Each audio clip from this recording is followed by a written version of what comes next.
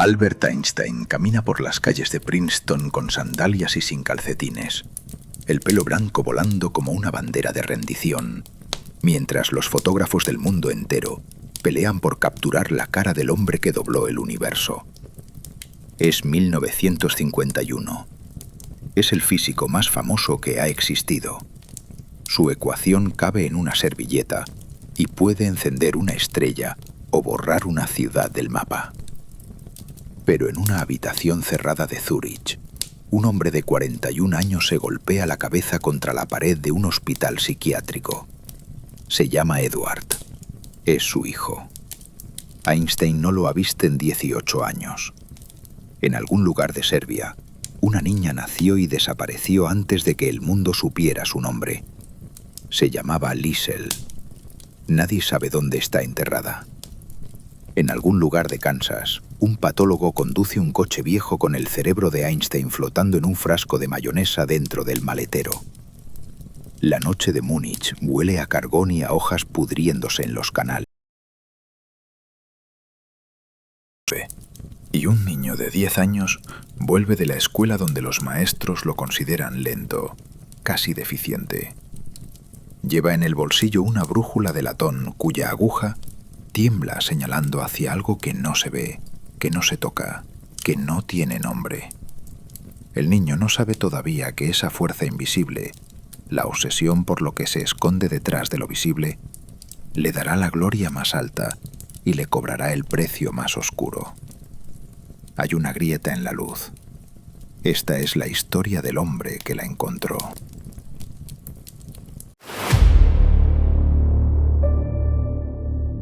La habitación olía a alcanfor y a sábanas hervidas. En la penumbra de un segundo piso en la Lindwurmstrasse de Múnich, un niño de 5 años yacía con los ojos abiertos, la fiebre pintándole manchas rosadas en las mejillas. Afuera, el otoño de 1884 arrastraba hojas de castaño por los adoquines y el ruido de los carruajes llegaba amortiguado, como si la ciudad respirara a través de una almohada. La madre había cerrado las cortinas para que la luz no le molestara, pero un hilo dorado se colaba por la rendija y cortaba la oscuridad del cuarto en 2 mitades exactas. Hermann Einstein subió las escaleras despacio. Era un hombre de hombros anchos y bigote caído, con manos de quien ha vendido material eléctrico toda su vida sin haber entendido del todo la electricidad. Llevaba en el bolsillo del chaleco algo que había encontrado esa mañana en el almacén. Una brújula de latón, no mayor que una moneda grande, con la aguja ennegrecida por el uso. Se sentó en el borde de la cama. Hermann abrió la tapa de la brújula y la sostuvo frente a los ojos de su hijo. La aguja tembló. Se movió unos grados a la izquierda, vaciló, y luego apuntó al norte con una convicción que no admitía réplica. Albert no dijo nada. Tomó la brújula con ambas manos, manos pequeñas, con las uñas mordidas, y la giró. La aguja volvió al norte. La giró de nuevo. Norte. Otra vez. Norte. La caja de latón estaba tibia por el calor del bolsillo de su padre, y el cristal tenía una rayadura fina que dividía la esfera como un meridiano. Algo invisible gobernaba esa aguja, algo que no se veía, que no se tocaba, que no tenía olor, ni sonido, ni peso, pero que existía con una terquedad brutal. El niño empezó a temblar, y no era la fiebre. Años después, Einstein escribiría que aquel temblor fue su primera experiencia de lo sagrado. Sino lo sagrado de lo incomprensible, la certeza de que detrás de lo visible hay un orden que se resiste a ser descifrado, pero que insiste en manifestarse. Una brújula en las manos de un niño enfermo, y el universo entero latiendo dentro de esa aguja diminuta. Múnich, en los años 80 del siglo XIX, era una ciudad que olía a cerveza de Malta, a carbón de las fábricas y al barniz de los talleres de ebanistería que salpicaban el barrio de Sendling.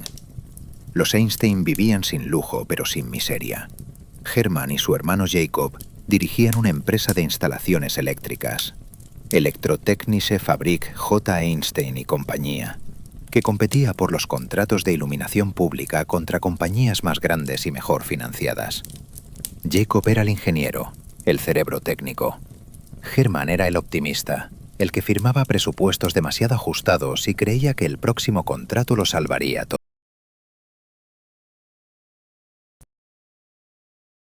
Una sirvienta y la ilusión de pertenecer a la burguesía bávara. Pauline Koch de Einstein era otra cosa. Hija de un comerciante de granos acomodado, tenía un carácter que oscilaba entre la ternura musical y la dureza de quien sabe que su marido nunca será rico.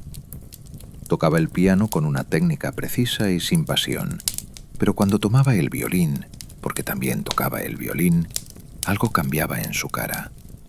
Los ojos se le cerraban a medias, los hombros bajaban y la melodía salía con una dulzura que contrastaba con la firmeza de su mandíbula. Albert la escuchaba desde su cuarto. El violín de su madre era el único idioma que entendía sin esfuerzo, sin el trabajo agotador de traducir cada palabra al paisaje interior donde él realmente vivía. Porque Albert hablaba tarde, tan tarde que la familia consultó a un médico.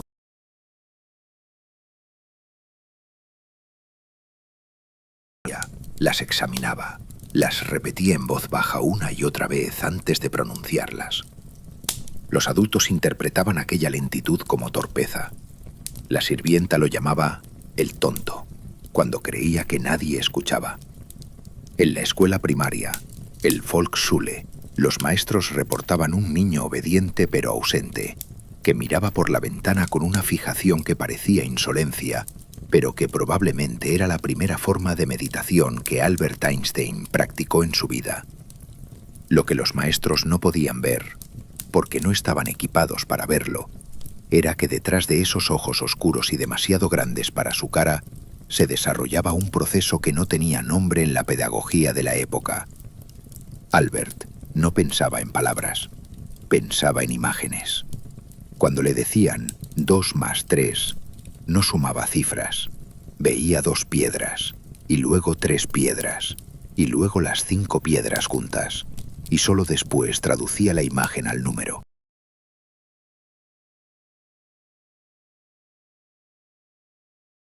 Más profundo, como si cada operación mental requiriera construir primero un teatro completo, escenario, iluminación, actores, antes de permitir que se alzara el telón.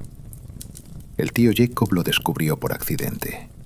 Una tarde lluviosa, sentado en el taller eléctrico entre bobinas de cobre y motores a medio ensamblar, Jacob le planteó al niño un problema de álgebra disfrazado de juego. Encontrar el animal que se esconde, sabiendo ciertas pistas. Albert resolvió el problema en silencio, sin lápiz, en menos tiempo del que Jacob tardó en formularlo. El tío se quedó quieto un momento, con el olor a cobre y a aceite de máquina llenándole la nariz, y miró al niño como si lo viera por primera vez. No era tonto. Era otra cosa.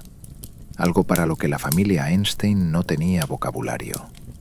El judaísmo de los Einstein era tibio, casi decorativo. No eran religiosos. No iban a la sinagoga más que en las grandes fiestas.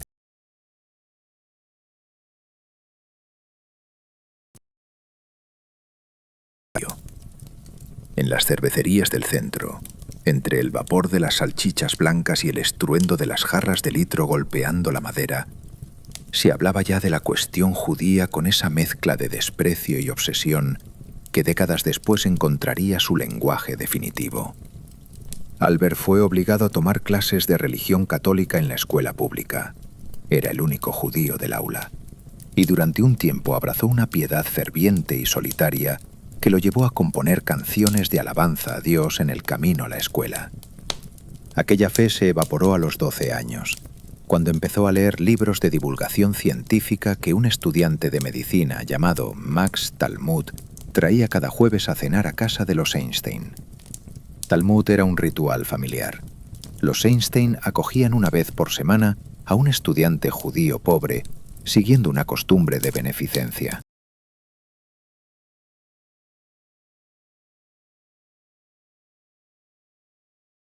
Kant, los principios de la fuerza y la materia de Buchner, y los dejaba sobre la mesa del comedor como quien deja dinamita entre los cubiertos. Albert los devoraba en días. La geometría euclidiana lo golpeó como un puñetazo limpio. La idea de que verdades absolutas podían demostrarse paso a paso, sin recurrir a la fe ni a la autoridad, le produjo lo que él mismo describió como un asombro que nunca se apagó del todo. Pero el negocio no iba bien. Las licitaciones se perdían, los pagos se retrasaban, y Hermann Einstein fumaba cada vez más puros baratos en el balcón, mirando la calle con la expresión de quien calcula cuántos meses le quedan antes del desastre. En 1894, la empresa perdió el contrato para iluminar el centro de Múnich.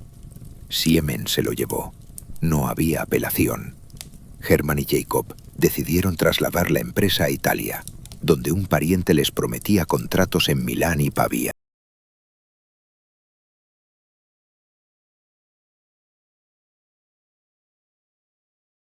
Completar sus estudios en el Luitpold Gymnasium. Se mudaría a una pensión, terminaría el bachillerato, se uniría a la familia después. Esa era la teoría. La práctica fue diferente. En la pensión, solo, sin el violín de su madre ni las ecuaciones del tío Jacob, Albert miró el Gymnasium como lo que era, una máquina de obediencia diseñada para fabricar funcionarios prusianos. Los profesores exigían memorización, repetición, disciplina. Uno de ellos le dijo que su mera presencia socavaba el respeto de la clase. Albert sintió, con una claridad helada que le endureció algo dentro del pecho, que aquel lugar no era para él, que ningún lugar diseñado por adultos que confundían la obediencia con la inteligencia sería jamás para él. El aire de Múnich, aquella noche de otoño, olía a humo de leña y a hojas pudriéndose en los canales.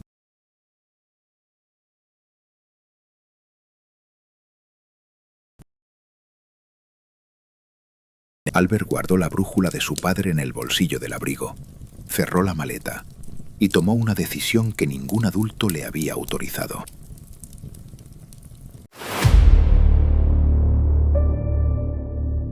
El tren cruzó los Alpes de noche. Albert iba en un vagón de tercera clase, apretado entre comerciantes italianos que olían a tabaco negro y a queso curado, con una maleta de cartón sobre las rodillas y un certificado médico falsificado en el bolsillo interior del abrigo. El certificado, firmado por un médico de familia que probablemente sabía que mentía, declaraba que Albert Einstein padecía de agotamiento nervioso y necesitaba reunirse con su familia en Italia por razones de salud. Tenía 15 años. No había avisado a sus padres. No había pedido permiso al Gymnasium. Simplemente se había ido. El tren olía a carbón quemado y a lana mojada. Las ventanillas estaban empañadas por el aliento de los pasajeros y cuando Albert las limpiaba con la manga, veía aparecer y desaparecer las montañas como animales enormes que se asomaran y volvieran a esconderse en la oscuridad. Los rieles tenía un ritmo que le recordaba al metrónomo de su madre, y en ese ritmo mecánico, Albert hizo algo que haría el resto de su vida cada vez que el mundo se volvía insoportable. Se fue hacia adentro. Cerró los ojos, dejó que el cuerpo se meciera con el tren y pensó. Lo que pensó, a los 15 años, cruzando los Alpes sin pasaporte, era una pregunta que no tenía respuesta en ningún libro que Max Talmud le hubiera dejado sobre la mesa del comedor. La pregunta era esta. Si un hombre pudiera montar un rayo de luz y viajar a la velocidad de esa luz, ¿qué vería al mirar hacia atrás? ¿Vería el mundo congelado, inmóvil, como una fotografía eterna? ¿O vería algo que las ecuaciones de Maxwell no podían predecir? La pregunta era absurda. Albert lo sabía. Pero la aguja de la brújula también era absurda, y la aguja existía. Llegó a Milán en una mañana de primavera que olía a azahar y a polvo de cal. Nada amable, después de la grisura bávara. Hermann y Pauline lo recibieron con una mezcla de horror y alivio. Horror porque había abandonado la escuela. Alivio porque estaba vivo y entero. Herman fumó 3 puros seguidos en el balcón del apartamento de la Vía Bigley, mientras decidía qué hacer con un hijo que a los 15 años ya se comportaba como un fugitivo. Pauline, más práctica, le preguntó si al menos tenía un plan. Albert tenía un plan. Quería renunciar a la ciudadanía alemana. No era solo una cuestión de evitar el servicio militar obligatorio, aunque eso pesaba. Era algo más profundo, más visceral. Albert no quería pertenecer a un país cuyos maestros confundían la disciplina con la educación y la obediencia con la virtud. La renuncia a la ciudadanía se tramitó en enero de 1896 y durante 5 años Albert Einstein fue legalmente apátrida, un hombre sin bandera, sin pasaporte válido, sin nación que lo reclamara. Entre los puntos cardinales, sabiendo hacia dónde apuntar, pero sin pertenecer a ningún lugar.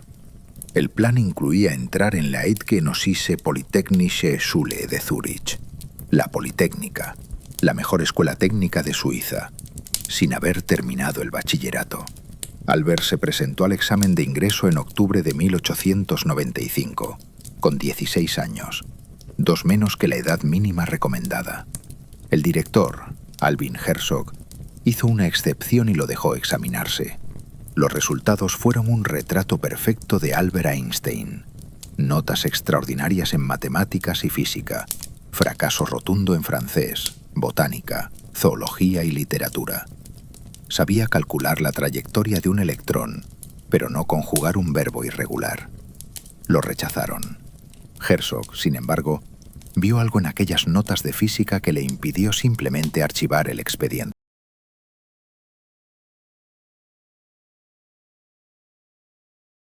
Una pequeña escuela cantonal en un pueblo a 50 kilómetros de Zúrich. Si aprobaba allí, podría entrar directamente en la Politécnica al año siguiente. Hermann Einstein aceptó. No tenía muchas opciones. Aarau era un pueblo de calles empedradas y fachadas de colores pastel que se reflejaban en el río Aar. Olía a hierba cortada en verano y a leña de haya en invierno. La escuela era lo opuesto al Gymnasium de Múnich. Los profesores trataban a los alumnos como personas, no como reclutas. Se permitía discutir, cuestionar, incluso estar en desacuerdo. Albert fue alojado en la casa de Josh Winteler, profesor de griego e historia, un hombre de barba rojiza y opiniones democráticas que recibía estudiantes extranjeros como si fueran hijos propios.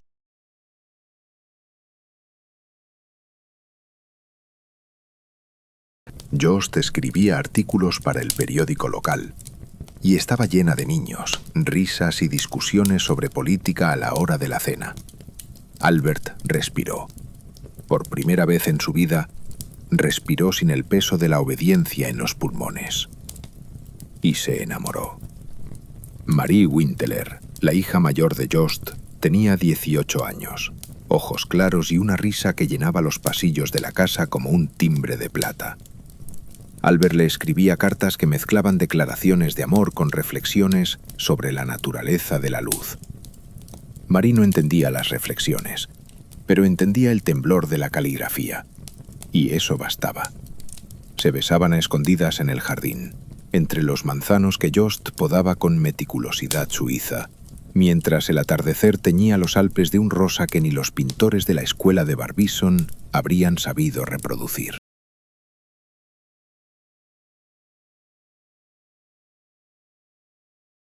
Los viñedos del cantón, donde Albert formuló con claridad la pregunta que llevaba dándole vueltas desde el tren de los Alpes.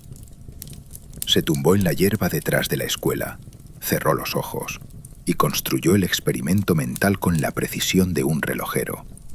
Un observador viaja a la velocidad de la luz junto a un rayo de luz. Según la física de Newton, el observador debería ver el rayo de luz inmóvil a su lado, como un tren que viaja en paralelo a la misma velocidad. Pero las ecuaciones de Maxwell decían que la luz siempre viaja a la misma velocidad, sin importar quién la mire ni cómo se mueva. Las dos afirmaciones no podían ser ciertas al mismo tiempo. Una de ellas estaba equivocada. Albert abrió los ojos. El cielo sobre Alao era de un azul tan limpio que parecía recién pintado.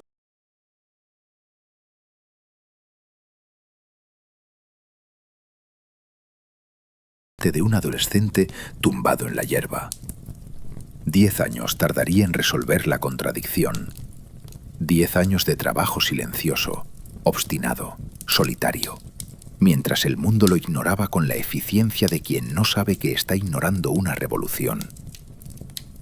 En septiembre de 1896, Albert aprobó los exámenes finales de Arau y entró en la Politécnica de Zúrich. Dejó Arau con la maleta más pesada, libros, cuadernos, un violín que Pauline le había enviado desde Milán y con el corazón más ligero de lo que estaría nunca más. Marie lloró en la estación. Albert le prometió que volvería. No volvió. Las cartas se espaciaron, se enfriaron, se convirtieron en cortesías y luego en silencios. Marie Winteler esperó, y luego dejó de esperar. Y años después se casó con otro hombre y vivió una vida entera en la que Albert Einstein fue solo un recuerdo con olor a manzanas y a ecuaciones incomprensibles.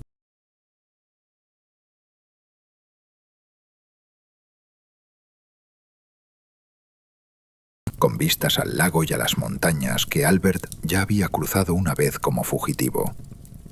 Las aulas olían a tiza y a madera encerada. Los profesores eran rigurosos, brillantes, y estaban acostumbrados a estudiantes que los respetaban. Albert no los respetaba. Asistía a las clases que le interesaban y faltaba a las que no, lo que incluía la mayoría. Copiaba los apuntes de su compañero Marcel Grossman, un matemático meticuloso que tomaba notas con una caligrafía perfecta, y pasaba las tardes en el Café Metropol leyendo a Boltzmann, a Helmholtz, a Mach, con la voracidad de quien sabe que las respuestas no están en el aula, sino en los márgenes. Fue en una de esas aulas, sin embargo, donde la vio por primera vez. Mileva Maric entró en la clase de física con un cuaderno bajo el brazo y una expresión que combinaba determinación y fatiga.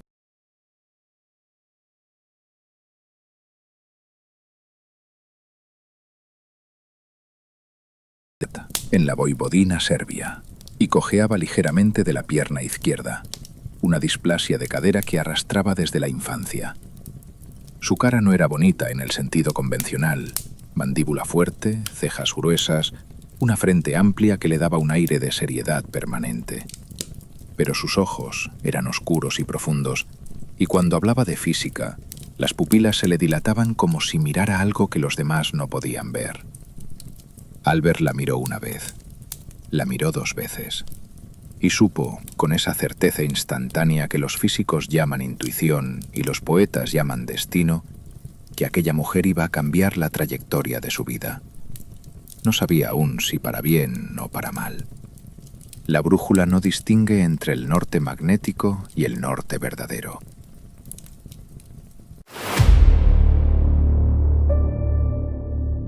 Las cartas viajaban entre Zúrich y Milán con la frecuencia de un pulso enfermo. Albert le escribía a Mileva desde la pensión donde vivía, un cuarto estrecho en la Unionstrasse que olía a col hervida y a tabaco de los otros inquilinos, y las palabras que usaba no eran las de un estudiante enamorado, sino las de un hombre que había encontrado al único interlocutor capaz de seguirlo hasta el fondo de sus obsesiones. Cuando leo a Helmholtz, me siento tan feliz que debo compartirlo contigo inmediatamente, le escribía. Y luego, en la misma carta, sin transición, te quiero tanto que no sé qué hacer conmigo cuando no estás. Mileva Maric recibía esas cartas en su habitación de la pensión Engelbrecht, donde la luz entraba por una ventana pequeña y el suelo de madera crujía con cada paso. La primera para las ecuaciones, la segunda para las declaraciones, y respondía con una mezcla de rigor intelectual y ternura que Albert no encontraría en ninguna otra persona durante el resto de su vida.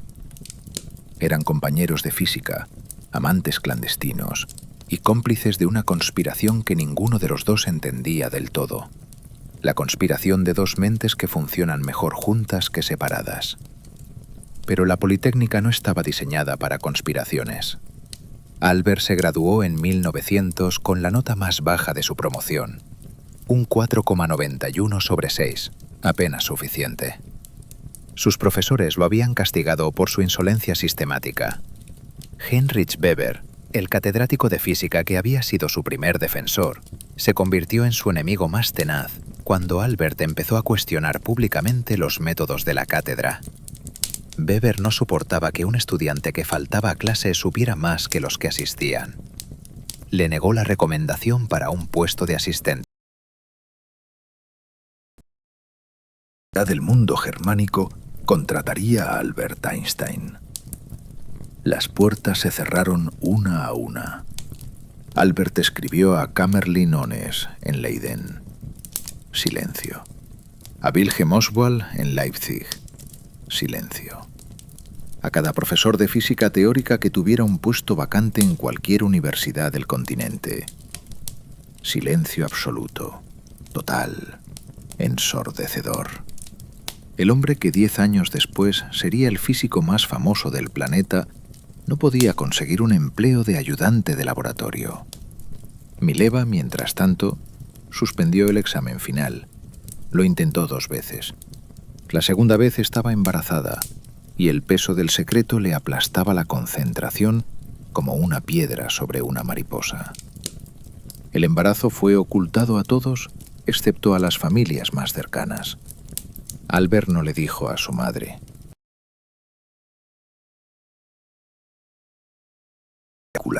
Que las madres se reservan para las mujeres que consideran indignas de sus hijos.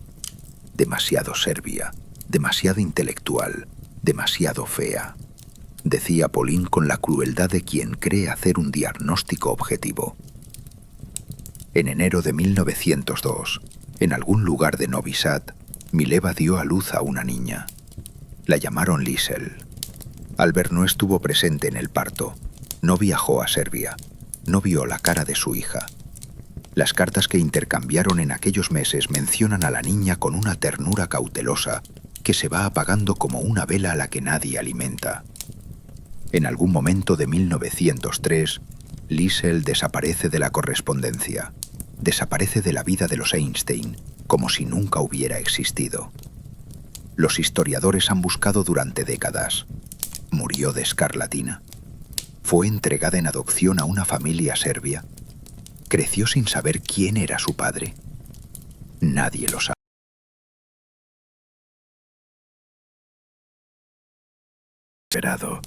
Como si los Einstein hubieran decidido que la mejor manera de proteger a esa niña era borrarla de la memoria. Albert necesitaba dinero. La empresa de Hermann había fracasado también en Italia. El optimismo crónico de su padre había chocado por fin contra la realidad, y la familia no podía mantenerlo. Marcel Grossmann, el amigo que le prestaba los apuntes en la Politécnica, intervino con la eficacia discreta que lo caracterizaba. Su padre conocía a Friedrich Haller, director de la Oficina Federal de Patentes de Berna, y consiguió que Einstein fuera convocado para una entrevista. La oficina de patentes era un edificio de piedra gris en la Speichergasse de Berna, con pasillos largos que olían a papel viejo y a tinta de sello. Los funcionarios trabajaban en escritorios de roble alineados como pupitres de escuela, cada uno con su lámpara, su tintero, su pila de solicitudes.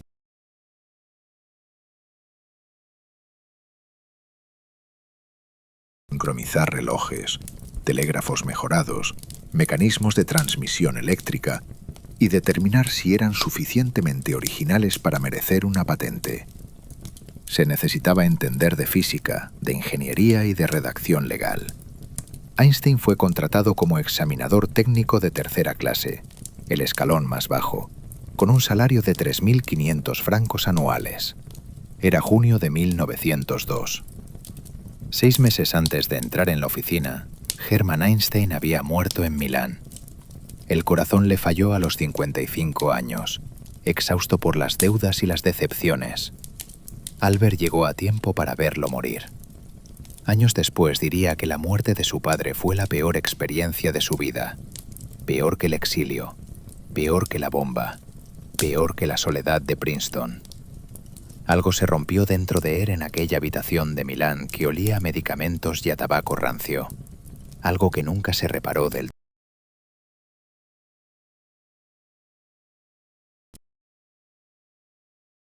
Y sin flores, con Maurice Solovin y Konrad Habisch como testigos.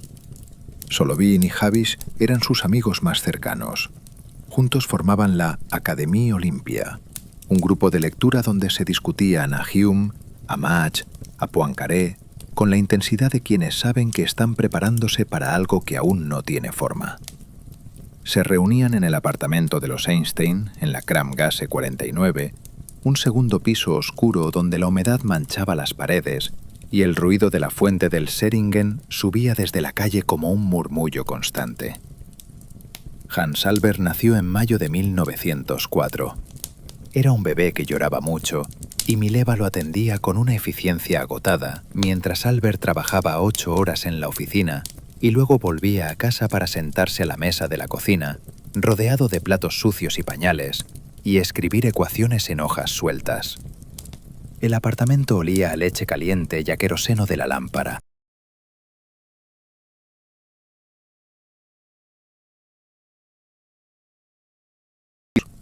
Ella corregía errores, sugería enfoques, verificaba la matemática. ¿Cuánto de lo que Einstein publicó en aquellos años fue también de Mileva? La pregunta no tiene respuesta limpia. Lo que sí sabemos es que Albert trabajaba mejor cuando ella estaba cerca, y que años después, cuando ya no estaba, él mismo lo reconoció con una honestidad que le costó pronunciar. La oficina de patentes resultó ser, contra toda expectativa, el laboratorio perfecto. El trabajo de examinar inventos le enseñó a separar lo esencial de lo accesorio con una velocidad brutal. Cada solicitud de patente era un ejercicio de reducción, de llegar al núcleo de una idea y descartar todo lo que sobraba. Einstein aplicó el mismo método a la física. Despojó cada problema de sus ornamentos hasta que quedó solo el hueso, y en ese hueso encontró la verdad.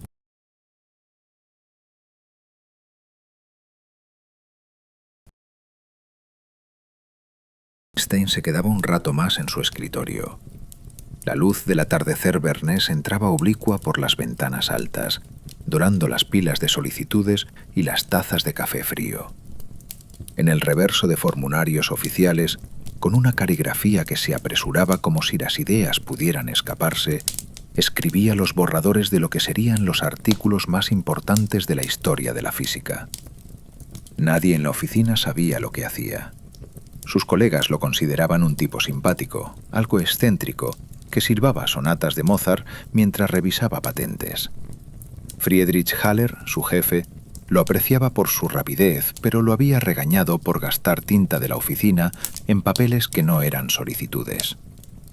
Albert ocultaba los borradores en el cajón inferior de su escritorio, que llamaba en broma su departamento de física teórica. El chiste no hacía gracia a nadie excepto a él mismo. Era 1904.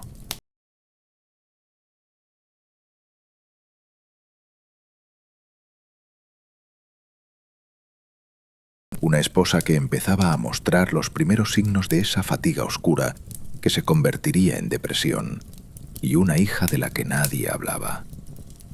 En el cajón inferior de su escritorio, entre formularios de patentes y migas de pan, dormían las ecuaciones que iban a romper el mundo en pedazos y recomponerlo de una manera que nadie había imaginado.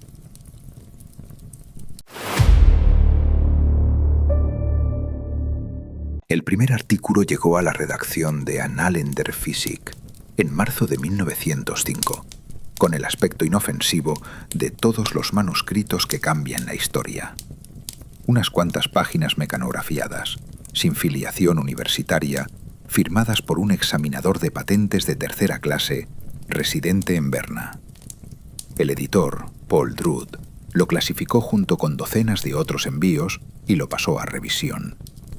Nadie en la redacción de Leipzig sabía que aquel sobre contenía el primer martillazo contra los cimientos de la física clásica. El artículo trataba del efecto fotoeléctrico. La luz, afirmaba Einstein, no se comportaba como una onda continua. se comportaba como un chorro de partículas diminutas, paquetes de energía que él llamó cuantos de luz. La idea contradecía un siglo de óptica. Contradecía a Maxwell, a Fresnel, a todo el edificio ondulatorio que la física había levantado con la paciencia de una catedral. Nadie había podido explicar por qué ciertos metales emitían electrones cuando los iluminaba una luz de frecuencia alta, pero no cuando la frecuencia era baja, sin importar la intensidad. La respuesta era tan simple que parecía una insolencia. La energía de la luz no dependía de cuánta luz hubiera, sino de la frecuencia de cada paquete individual. Un solo fotón ultravioleta arrancaba un electrón. 1.000.000 de fotones rojos no arrancaban ninguno. En mayo llegó el segundo artículo. El movimiento browniano, esa danza errática de partículas de polen suspendidas en agua que Robert Brown había observado en 1827, encontró por fin su explicación. Las partículas visibles eran golpeadas por moléculas invisibles. El artículo ofrecía una demostración matemática de la existencia de los átomos en un momento en que científicos de la talla de Ernst Mach todavía los negaban. Para convertirse en objetos reales, contables, con masa y velocidad mensurables. Junio trajo el tercer artículo y con él el terremoto. Se titulaba Sobre la electrodinámica de los cuerpos en movimiento y ocupaba 31 páginas sin una sola referencia bibliográfica, algo insólito, casi arrogante, como si Einstein no necesitara apoyarse en nadie. El artículo proponía dos postulados. Primero, que las leyes de la física son las mismas para cualquier observador que se mueva a velocidad constante. Segundo, que la velocidad de la luz en el vacío es la misma para todos los observadores sin importar cómo se muevan. De esos dos postulados, con una lógica implacable, se derivaban consecuencias que desafiaban la intuición. El tiempo se estiraba, el espacio se contraía. La simultaneidad era una ilusión. Dos eventos que un observador veía como simultáneos, otro observador en movimiento los veía separados. No había un reloj universal.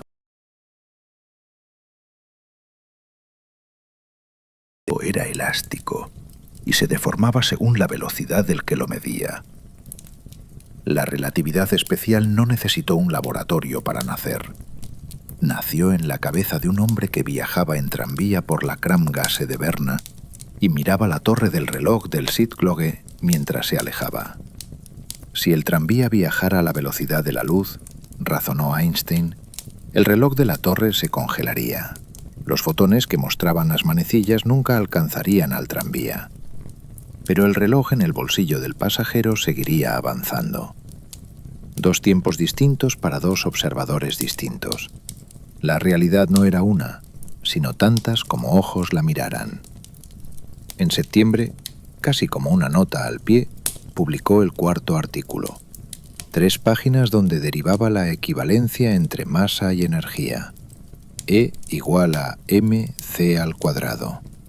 La ecuación más famosa de la historia cabía en un renglón.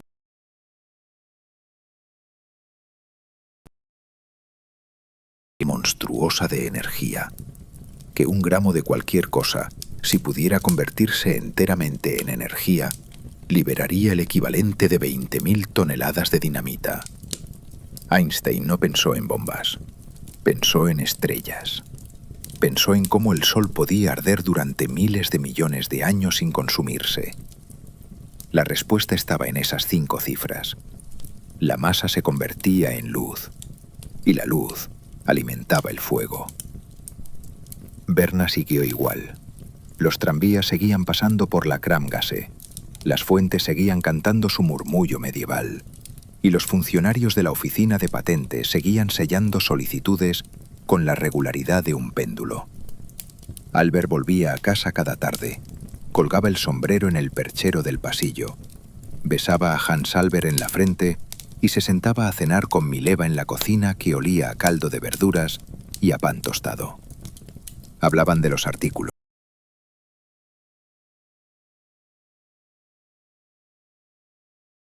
hombres, había discutido las implicaciones con la intensidad de quien conoce la materia desde dentro. Pero su nombre no aparecía en ninguno de los artículos. Esa ausencia se convertiría en una herida que supuraría durante décadas. La reacción del mundo científico fue lenta, como un organismo grande que tarda en procesar un cuerpo extraño. Los primeros en comprender fueron los que ya estaban preparados para comprender. Max Planck, en Berlín, leyó el artículo de la relatividad y sintió algo que describió como una excitación que le impedía dormir. Planck era el hombre que en 1900 había introducido el concepto de cuanto para resolver el problema de la radiación del cuerpo negro, un parche provisional que ni él mismo creía del todo. El artículo de Einstein tomaba ese parche y lo convertía en los cimientos de un edificio nuevo. Planck envió a su asistente, Max von Laue, a Berna para conocer al autor.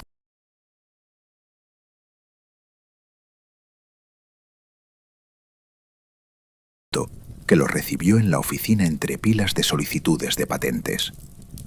Las invitaciones empezaron a gotear. Primero tímidas, una conferencia aquí, una consulta allá. En 1908, por fin, un puesto de profesor extraordinario en la Universidad de Berna, mal pagado y sin prestigio.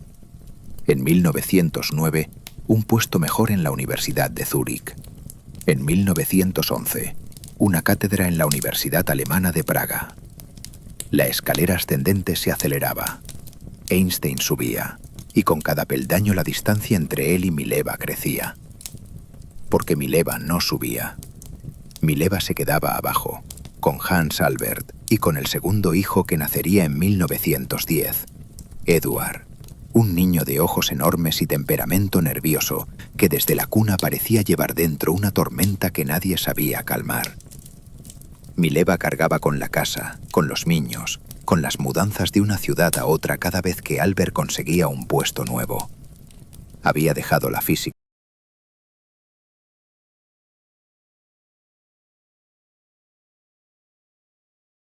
violento que no produce llamas, pero reduce todo a ceniza.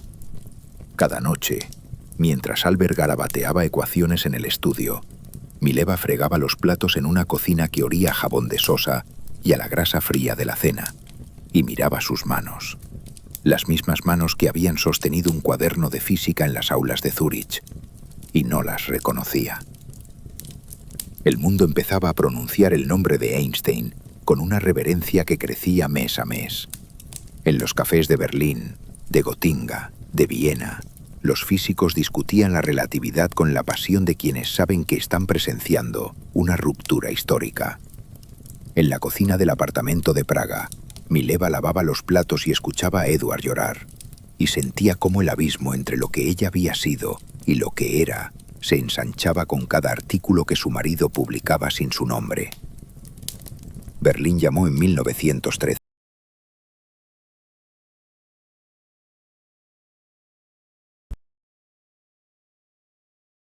duro Instituto Kaiser Wilhelm de Física, cátedra en la Universidad de Berlín sin obligación de dar clases, y un salario que triplicaba cualquiera que Einstein hubiera ganado.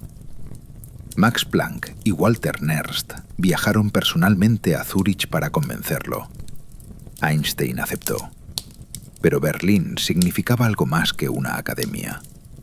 En Berlín vivía Elsa Lowenthal, nacida Einstein, su prima hermana por parte de padre y prima segunda por parte de madre. Elsa era 3 años mayor que Albert, divorciada, con 2 hijas adolescentes y poseía algo que Mileva había perdido hacía años: la capacidad de admirar a Albert sin competir con él. Las cartas entre Albert y Elsa habían empezado en 1912, cariñosas, cada vez más íntimas, con la cadencia de una traición que avanza a cámara lenta. Mileva lo sabía. No necesitaba leer las cartas. Le bastaba con observar el cambio en los ojos de Albert cuando alguien mencionaba Berlín.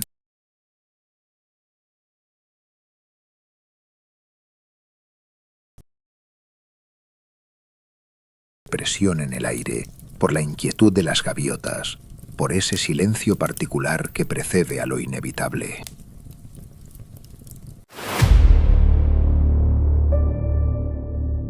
La mudanza a Berlín se hizo en abril de 1914 y el apartamento de la Ehrenbergstrasse olía a pintura fresca y a una tensión que ni las ventanas abiertas podían ventilar. Mileva había aceptado el traslado como se acepta una sentencia, sin alegría y sin recurso.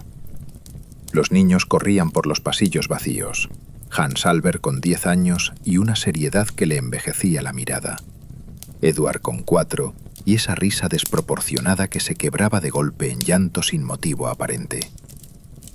Albert había organizado la mudanza con la eficiencia de quien planifica un experimento. Cajas numeradas, instrucciones precisas, un calendario de instalación que no contemplaba ningún margen para las emociones. El documento llegó unas semanas después. No era una carta de amor ni una solicitud de divorcio. Era algo peor. Algo que combinaba la crueldad con la burocracia en proporciones exactas. De condiciones para la convivencia, escrita con la misma caligrafía que escribía ecuaciones, como si reducir un matrimonio a un sistema de postulados fuera un ejercicio legítimo de lógica aplicada. Las condiciones incluían: Mileva debía servirle 3 comidas diarias en su habitación, debía mantener su dormitorio y su estudio impecables, debía renunciar a cualquier expectativa de intimidad física, no debía dirigirle la palabra en casa a menos que fuera estrictamente necesario para la gestión doméstica. Cuando Albert estuviera trabajando, el silencio era obligatorio. Mileva leyó la lista sentada en la cama del dormitorio que compartían por última vez. La luz de Berlín, más fría y más gris que la de Zúrich, le caía encima como agua de lluvia. No lloró. Algo dentro de ella se secó, se endureció, se convirtió en un mineral que ya no podía disolverse. Días después, empacó de nuevo las maletas de los niños. Mientras los ejércitos de Europa se movilizaban para una guerra que nadie había querido, pero todos habían preparado, Mileva Maric tomó un tren hacia Zúrich con sus 2 hijos. Albert los acompañó a la estación. En el andén, Hans Albert se negó a mirarlo. Edward lloraba sin saber por qué.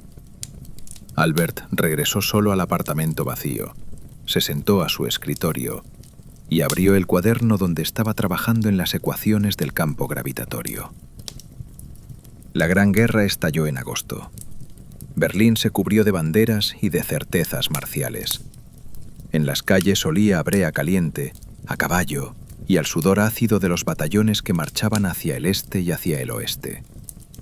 93 intelectuales y científicos alemanes firmaron el manifiesto a los pueblos del mundo civilizado, defendiendo la invasión de Bélgica y la causa del Kaiser.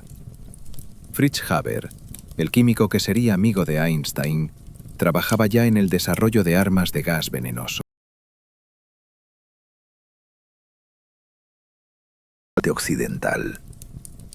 Philipp Lenard, Nobel de Física, publicaba artículos donde la ciencia se mezclaba con el chauvinismo hasta volverse indistinguible. Einstein no firmó. Fue uno de los 4 científicos que firmaron un contramanifiesto, el llamamiento a los europeos, redactado por Georg Friedrich Nicolai, que pedía la cooperación intelectual por encima de las fronteras. El documento fue ignorado, ridiculizado, archivado. Einstein se quedó solo, un pacifista en la capital de un imperio en guerra, un judío suizo con acento bávaro que caminaba por las calles de Berlín con el paso distraído de quien está tan concentrado en otra cosa que no ve los uniformes ni las ambulancias. La otra cosa era la gravedad. Desde 1907, Einstein sabía que la relatividad especial estaba incompleta. Funcionaba para objetos que se movían a velocidad constante, pero no decía nada sobre la aceleración ni sobre la gravedad.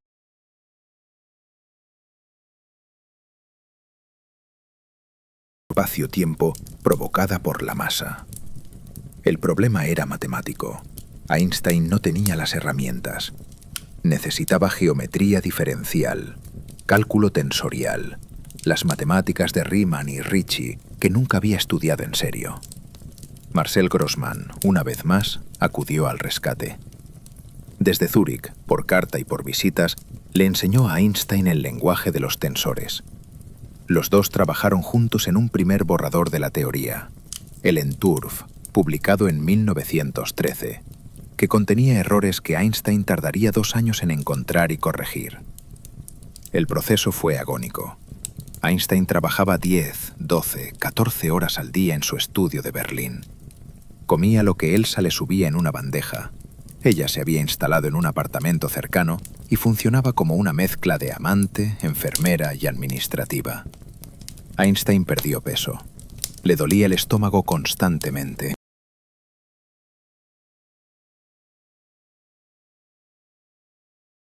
Con el olor a tiza y a café recalentado que impregnaba las paredes del estudio.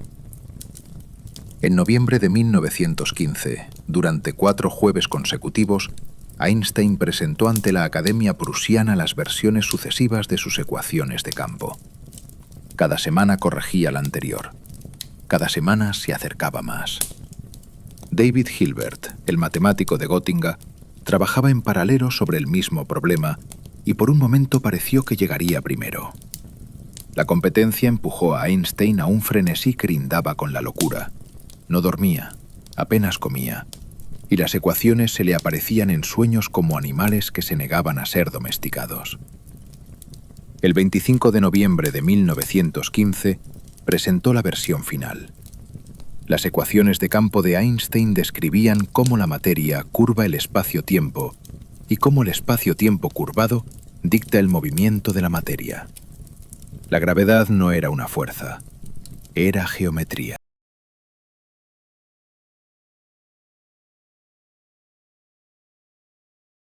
Más recto posible en un espacio curvado por la masa del Sol, como canicas rodando por la superficie de una sábana hundida. La ecuación predecía la precesión anómala de Mercurio, un desfase de 43 segundos de arco por siglo que la mecánica de Newton no podía explicar. Cuando Einstein hizo el cálculo y el número coincidió con las observaciones, tuvo palpitaciones. Se lo escribió a un colega. Estuve fuera de mí de alegría durante días. Pero la prueba definitiva tendría que esperar a que la guerra terminara y a que alguien pudiera fotografiar un eclipse solar. El 29 de mayo de 1919, Arthur Eddington instaló sus telescopios en la isla de Príncipe, frente a la costa de Guinea Ecuatorial, y fotografió las estrellas cercanas al Sol durante el eclipse total.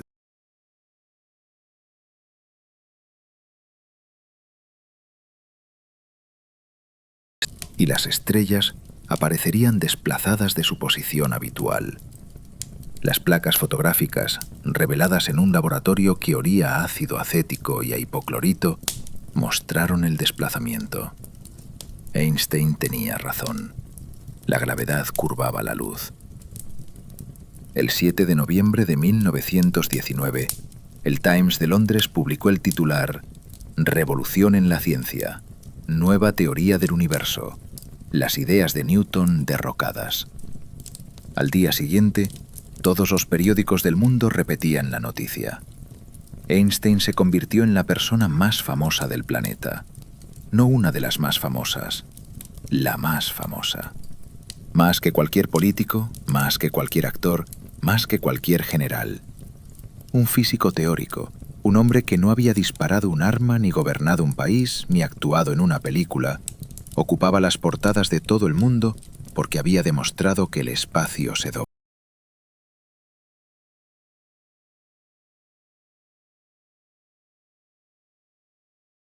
Vivía con los niños en un apartamento de la Gloriastrasse que Albert pagaba a regañadientes, siempre tarde, siempre insuficiente. Edward, con 9 años, mostraba signos que Mileva reconocía con un terror que le helaba las vértebras. El niño hablaba solo, tenía episodios de agitación que lo dejaban exhausto y una inteligencia que parecía quemarlo por dentro como un filamento que recibe demasiado voltaje. Hans Albert, con 15 años, había construido un muro de silencio entre él y su padre, un muro hecho de visitas canceladas, promesas rotas y la humillación de ser el hijo del genio al que el genio no tenía tiempo de ver. En 1919, Albert y Mileva se divorciaron formalmente. El acuerdo incluía una cláusula insólita. El dinero del premio Nobel, si algún día lo ganaban, iría íntegramente para Mileva y los niños. Einstein firmó sin vacilar. Era una apuesta. Confiaba en que el Nobel llegaría.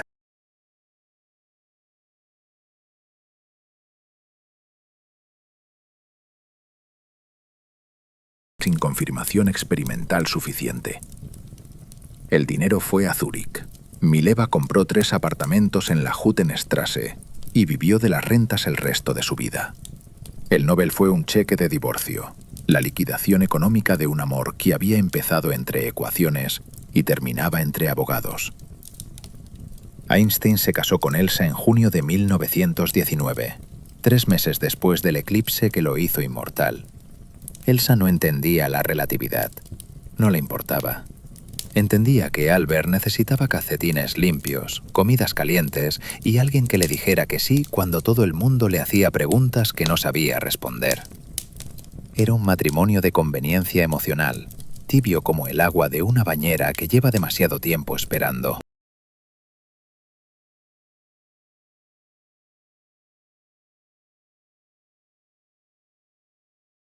Fotografía vieja.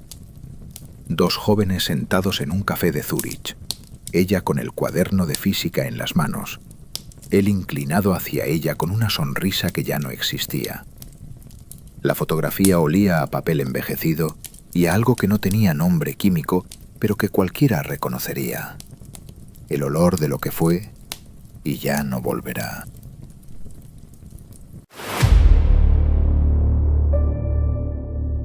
La primera amenaza de muerte llegó por correo ordinario, en un sobre sin remitente, con la dirección escrita a máquina.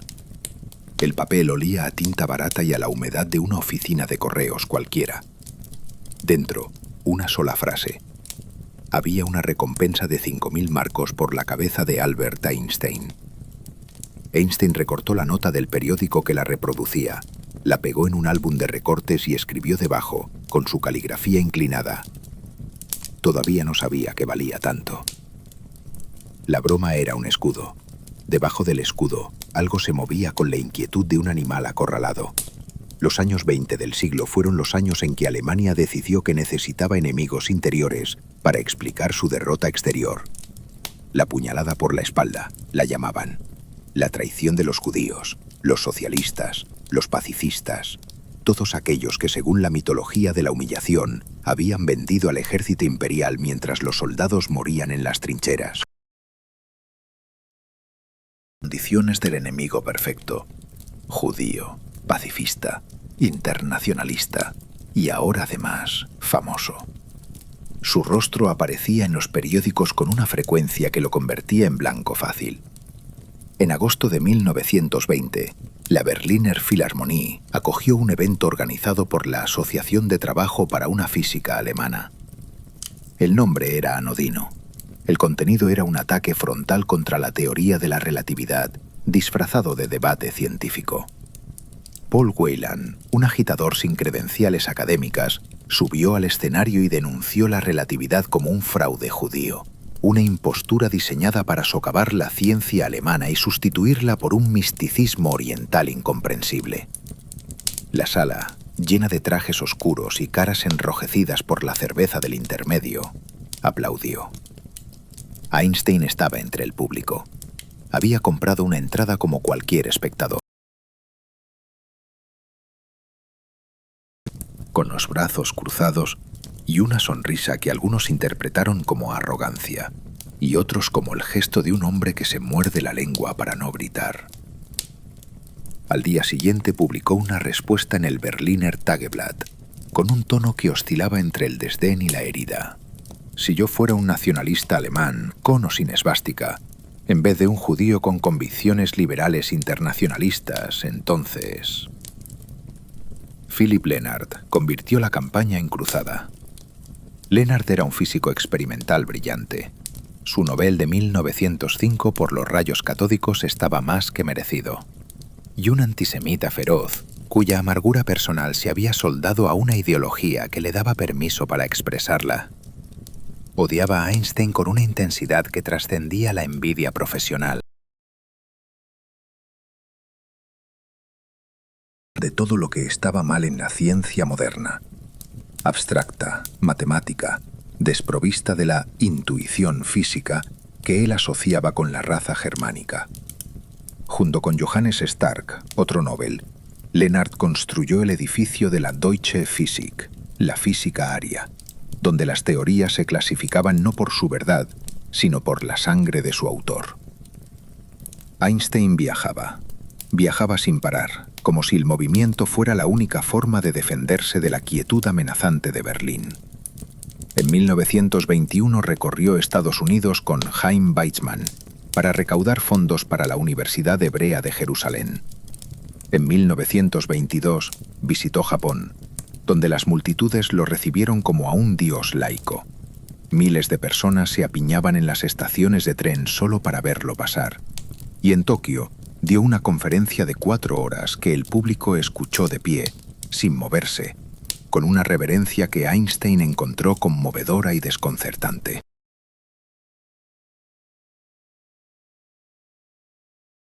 Telegrama del Nobel. El mar olía a sal y a petróleo, y la cubierta vibraba con el ronroneo de los motores. Einstein guardó el telegrama en el bolsillo y siguió mirando el agua, como si la noticia fuera solo una confirmación de algo que ya sabía. En Palestina caminó por las calles de Tel Aviv, aún un proyecto de ciudad sobre dunas, y visitó el monte Scopus donde se levantaría la Universidad Hebrea. El aire olía a tomillo silvestre y a piedra caliente. Einstein pronunció la primera conferencia científica en hebreo de la historia, o más bien en un hebreo aproximado que intercalaba con alemán cada vez que la gramática lo derrotaba. Sionista tibio, creía en un hogar cultural judío pero desconfiaba del nacionalismo en cualquiera de sus formas. Esa ambigüedad lo acompañaría hasta el final. Alemania se descomponía.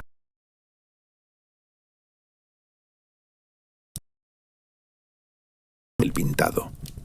Los ciudadanos empapelaban las paredes con marcos que valían menos que la cola necesaria para pegarlos. En las cervecerías de Múnich, un hombre con bigote recortado y ojos de fanático ensayaba discursos que prometían restaurar la grandeza alemana, señalando a los culpables, los judíos, siempre los judíos. El putsch de la cervecería fracasó, pero Hitler usó la prisión para escribir un libro que leería todo un país. La República de Weimar agonizaba con la lentitud de un enfermo que se niega a reconocer sus síntomas. Einstein compraba tiempo. En 1929 se construyó una casa de verano en Kapuz, junto al lago Templiner See, un refugio de madera y cristal rodeado de pinos donde navegaba en su velero Timmler y tocaba el violín por las tardes mientras el sol se hundía detrás de los árboles.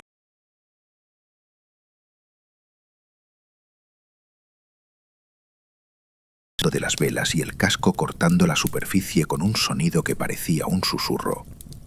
Einstein pensaba con una claridad que la tierra no le permitía. El lago olía a juncos y a barro, y las golondrinas pasaban rozando el agua como pinceladas de tinta negra sobre una acuarela gris. Pero el tiempo se acababa. Las elecciones de 1930 dieron al partido nazi 107 escaños en el Reichstag. Las de 1932, 230. En enero de 1933, Paul von Hindenburg nombró a Adolf Hitler canciller del Reich. Einstein estaba en Pasadena, California, dando conferencias en el Instituto Tecnológico de California. Elsa estaba con él. La casa de Kaput estaba vacía. No volvieron. La decisión fue inmediata, sin ceremonias ni dudas. Einstein renunció a la Academia Prusiana antes de que lo expulsaran. Renunció a la ciudadanía alemana por segunda vez en su vida. La primera había sido a los 15 años, huyendo del gimnasio.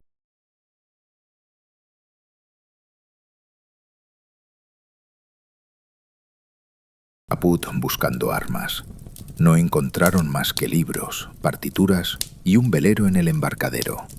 Confiscaron su cuenta bancaria. Quemaron sus libros en la Opernplatz de Berlín junto con los de Freud, Mann, Kafka, Zweig. La hoguera olía a papel y a civilización consumiéndose. Hubo un periplo europeo breve y angustioso. Bélgica primero, un pueblo costero, Le Coq-sur-Mer, donde 2 guardaespaldas armados lo acompañaban a todas partes porque los nazis habían puesto precio a su cabeza. 20.000 marcos, según algunas fuentes, 5.000 según otras. La cifra importaba menos que la intención.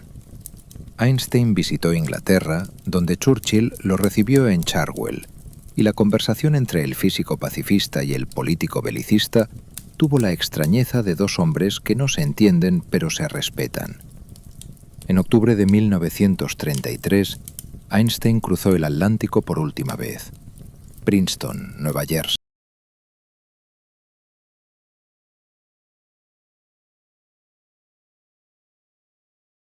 Y la promesa de no tener que enseñar si no quería. La calle Mercer era una calle arbolada de casas victorianas con porches de madera blanca, donde los vecinos cortaban el césped los sábados y los buzones tenían forma de cabaña. Einstein caminaba hasta el instituto cada mañana con sandalias, sin calcetines, el pelo blanco cada vez más desordenado, un suéter viejo que Elsa había intentado tirar 3 veces y una pipa que dejaba un rastro de humo dulce entre los arces. El exilio era cómodo. Era también definitivo. Einstein no volvería a Europa. No volvería a ver la casa de Caput, ni el lago, ni el velero. No volvería a caminar por Unter den Linden, ni a sentarse en el café Romanische.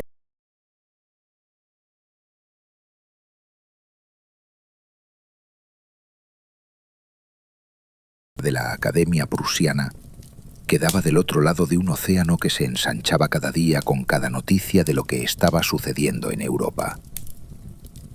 Una tarde de otoño de 1938, mientras el sol de Nueva Jersey teñía las hojas de los arces de un naranja que parecía incendiario, Einstein recibió una carta.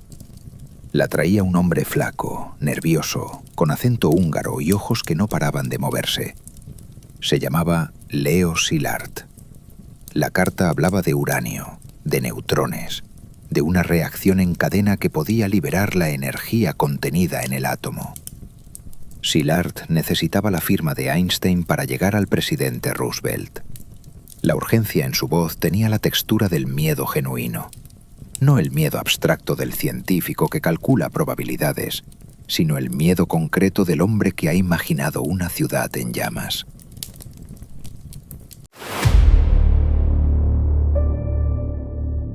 La cabaña de verano estaba en Peconic, Long Island, una construcción de madera con mosquiteras en las ventanas y un porche que daba a una ensenada donde el agua tenía el color del estaño viejo.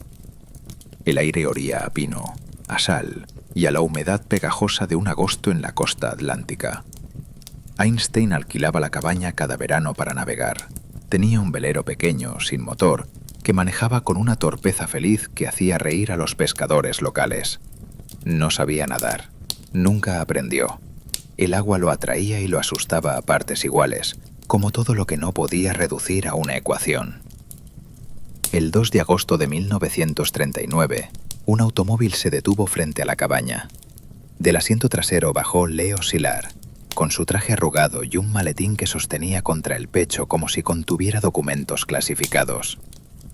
Del volante bajó Eugene Wigner, un físico húngaro de modales exquisitos y voz suave que contrastaba con la urgencia de sus palabras. Bien. Habían tardado 2 horas en encontrar la cabaña porque Szilard había dado las indicaciones equivocadas. Einstein los recibió en el porche. Les sirvió té helado que Margot, la hijastra, había preparado esa mañana. El hielo se derretía rápido en los vasos y las gotas de condensación resbalaban por el cristal como pequeñas lágrimas transparentes. Szilard no bebió. Abrió el maletín sobre la mesa de madera, sacó un borrador de carta y empezó a hablar. Lo que Szilard explicó, con la precisión del físico y la ansiedad del refugiado, era esto. En enero de ese año, Otto Hahn y Fritz Strassmann habían logrado en Berlín la fisión del uranio. Lise Meitner, expulsada de Alemania por ser judía, había publicado desde Suecia la interpretación teórica del experimento. El núcleo de uranio se partía en dos, liberando una cantidad de energía coherente con la ecuación E igual a mc². Si esa fisión podía producir una reacción en cadena, si cada núcleo que se partía liberaba neutrones suficientes para partir otros núcleos, y así sucesivamente, en una multiplicación exponencial que convertiría una cantidad modesta de uranio en una fuente de energía sin precedentes, o en una bomba sin precedentes. Einstein escuchó en silencio. Las cigarras cantaban en los pinos con ese zumbido metálico que parece salir de la tierra misma. El sol de la tarde dibujaba rectángulos de luz dorada en el suelo de madera del porche. Una mosca se posó en el borde del vaso de Einstein y él la espantó con un gesto suave, sin mirarla, concentrado en lo que Szilard decía con una velocidad que revelaba cuánto tiempo llevaba ensayando ese discurso. Einstein no trabajaba en física nuclear. No había seguido los avances de la fisión.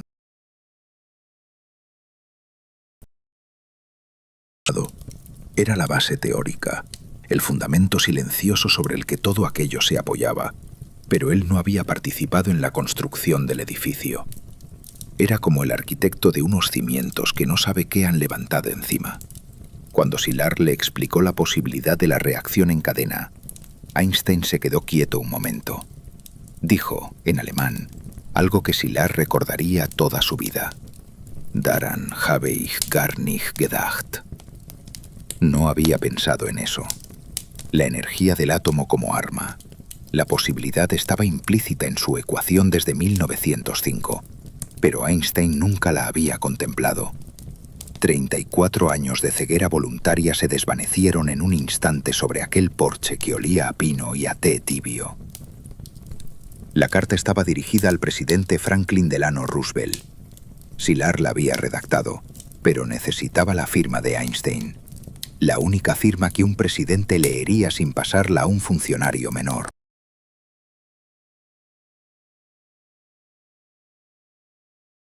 Que el uranio del Congo belga era un recurso estratégico que debía asegurarse, y que Estados Unidos necesitaba iniciar su propio programa de investigación nuclear. Era una carta breve, 2 páginas, escrita en un inglés formal que Szilard había pulido durante semanas. Einstein leyó el borrador. Sugirió cambios. Wigner tomó notas con una caligrafía diminuta. Acordaron una segunda versión. Szilard volvió días después, esta vez con Edward Teller al volante. Otro húngaro, otro refugiado, otro hombre cuya biografía era inseparable de la bomba que aún no existía. Einstein firmó la versión final el 2 de agosto de 1939. Exactamente un mes antes de que Alemania invadiera Polonia y la guerra se tragara al mundo. La carta llegó a la Casa Blanca a través de Alexander Sachs, un economista que tenía acceso personal a Roosevelt. Sachs entregó la carta el 11 de octubre de 1939.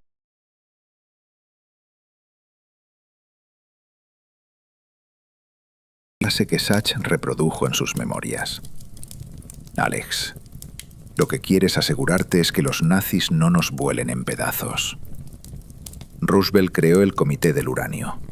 El comité se transformaría en la Oficina de Investigación Científica y Desarrollo que se convertiría en el Proyecto Manhattan, que emplearía a 130.000 personas en instalaciones secretas repartidas por todo el país, que gastaría $2.000 millones de 1945 y que produciría 3 bombas. Una de prueba, detonada en el desierto de Nuevo México el 16 de julio de 1945, y 2 que caerían sobre ciudades llenas de personas que nunca habían oído el nombre de Einstein. Einstein no participó en el Proyecto Manhattan. No fue invitado. El FBI lo consideraba un riesgo de seguridad. Su pacifismo, sus simpatías socialistas, sus contactos con organizaciones de izquierda lo hacían sospechoso.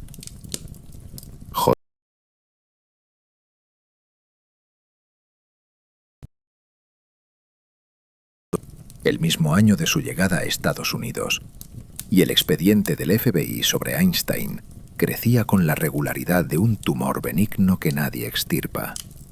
1427 páginas de informes, transcripciones telefónicas, testimonios de informantes y análisis grafológicos de sus cartas. Hoover quería deportarlo. No pudo. La guerra siguió su curso mecánico de victorias y masacres. Einstein trabajaba en Princeton en la teoría del campo unificado, un proyecto que lo absorbía con la intensidad de una adicción y que el resto de la comunidad física observaba con una mezcla de respeto y lástima, como quien ve a un gran escalador intentar una cumbre que todos saben inaccesible. Por las tardes paseaba con Kurt Gödel, el lógico austriaco que había demostrado que las matemáticas contenían verdades indemostrables.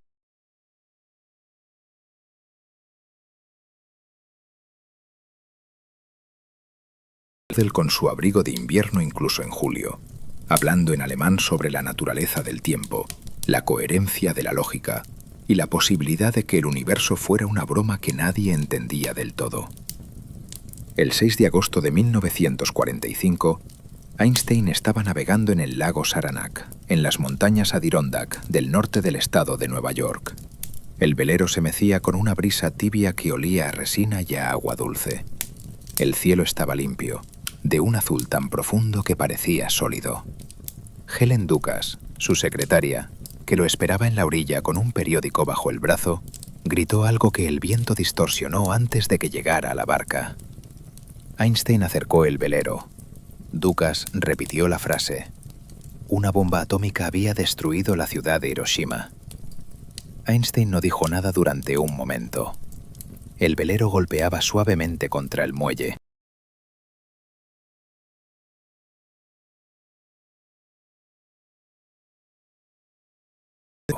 Como la respiración de algo vivo. Luego dijo, en alemán, 3 sílabas que contenían toda la culpa y todo el horror de los que un ser humano es capaz. Ach, wie schrecklich. Ay, qué terrible. Otras fuentes recogen una frase más corta aún. Weh mir. Ay de mí. 2 palabras. El peso de 140.000 muertos en 2 palabras. 3 días después, una segunda bomba cayó sobre Nagasaki. 70.000 muertos más. Einstein leyó las cifras en el periódico de la mañana, en la cocina de la calle Mercer, con una taza de café que se enfrió sin que la tocara. El café olía a tostado oscuro y a la rutina de una mañana americana que había dejado de ser inocente. En las páginas interiores del periódico, entre los informes de bajas y las fotografías de un hongo que crecía como un tumor en el cielo, alguien mencionaba la ecuación E igual a mc al cuadrado como la base científica de la bomba.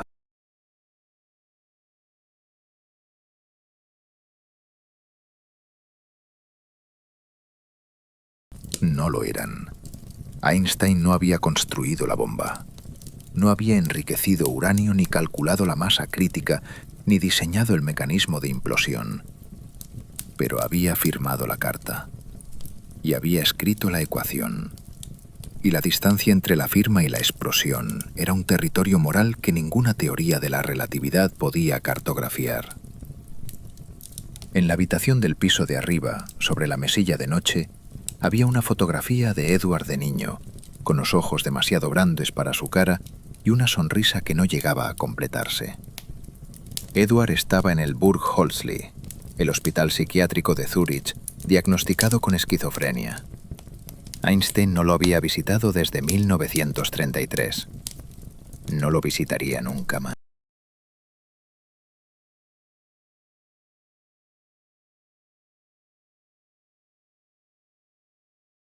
Y en ambos casos, la distancia era una elección disfrazada de circunstancia.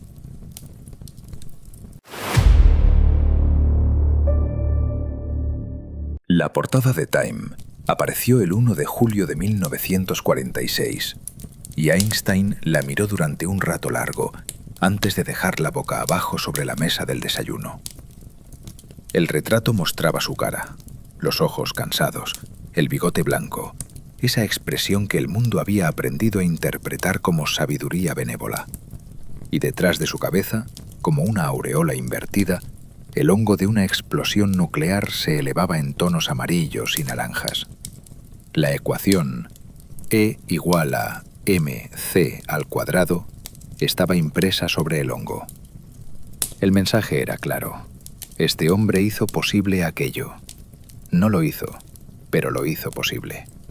La distinción era real y era también irrelevante para los muertos de Hiroshima. Einstein respondió con la única herramienta que conocía, la palabra pública.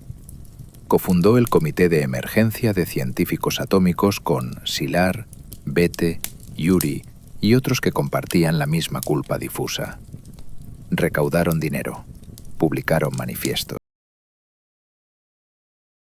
Para Atlantic Monthly, para Bulletin of the Atomic Scientist, para cualquier publicación que le diera espacio. El tono era siempre el mismo. Las armas nucleares deben ser controladas por un gobierno mundial o destruirán a la humanidad. La propuesta era lógica, inevitable y completamente ignorada. La Guerra Fría se instaló en Washington con la naturalidad de una enfermedad crónica. La Unión Soviética detonó su primera bomba atómica en agosto de 1949 y la carrera armamentística se aceleró con la mecánica implacable de una reacción en cadena. Truman ordenó el desarrollo de la bomba de hidrógeno, un arma 1000 veces más poderosa que la de Hiroshima. Eduard Teller, aquel húngaro que había conducido a Szilard hasta la cabaña de Peconic, se convirtió en el apóstol de la bomba termonuclear con un entusiasmo que Einstein encontraba obsceno. La primera prueba termonuclear, Ivy Mike, vaporizó una isla entera del atolón de Eniwetok en noviembre de 1952.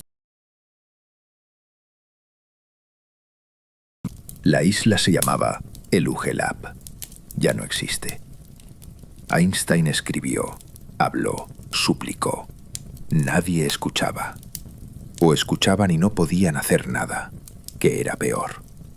El senador Joseph McCarthy señalaba comunistas en cada esquina, y Einstein, con sus simpatías socialistas, sus amistades sospechosas, su negativa a jurar lealtad ideológica, era un objetivo natural. No lo citaron ante el Comité de Actividades Antiamericanas, pero la amenaza flotaba en el aire de Washington como el olor del ozono antes de la tormenta. Einstein respondió con una carta abierta que aconsejaba a los intelectuales citados por McCarthy negarse a testificar, invocando la primera enmienda. La carta le ganó más enemigos de los que ya tenía. En Princeton, la vida tenía la textura de un monasterio laico. 2 huevos, tostadas, café negro. Y caminaba hasta el instituto por la calle Mercer, pasando frente a las casas victorianas con sus jardines recortados y sus banderitas americanas que el viento de Nueva Jersey agitaba con una regularidad patriótica. Su oficina era un cuarto de paredes blancas con una pizarra, un escritorio y estantes de libros que se doblaban bajo el peso de los volúmenes. Sobre el escritorio, siempre, una pila de hojas manuscritas cubiertas de ecuaciones tachadas. La teoría del campo unificado lo consumía. Einstein buscaba una ecuación que uniera la gravedad y el electromagnetismo en un solo marco matemático. Una teoría del todo que explicara las 4 fuerzas fundamentales de la naturaleza con la misma elegancia con que la relatividad general explicaba la gravedad. El proyecto era monumental y, según la mayoría de sus colegas, equivocado.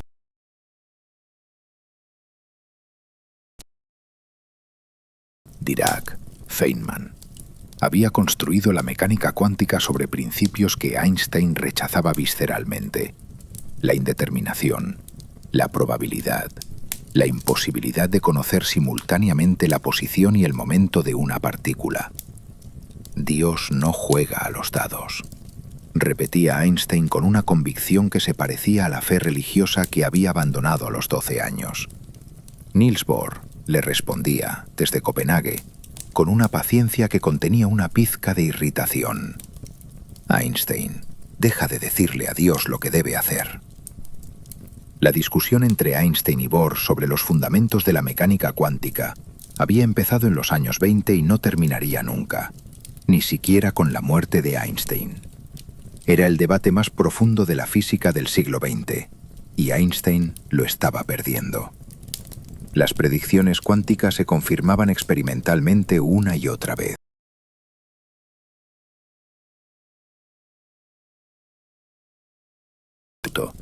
Porque la teoría no existía todavía, y cada versión que Einstein publicaba era desechada meses después por el propio Einstein, que encontraba errores y empezaba de nuevo. La soledad intelectual era casi completa. Sus asistentes, Bruriah Kaufmann, Ernst Strauss, John Kemeny, lo admiraban pero no compartían su fe en la unificación. Los físicos jóvenes que visitaban Princeton lo trataban con la reverencia que se reserva a los monumentos y con la indulgencia que se reserva a los ancianos obstinados. Einstein lo sabía. Lo sabía con la lucidez de un hombre que ha pasado toda su vida distinguiendo entre lo que es cierto y lo que parece cierto, y que ahora no sabe en cuál de las dos categorías cae su propio trabajo. Por las noches tocaba el violín.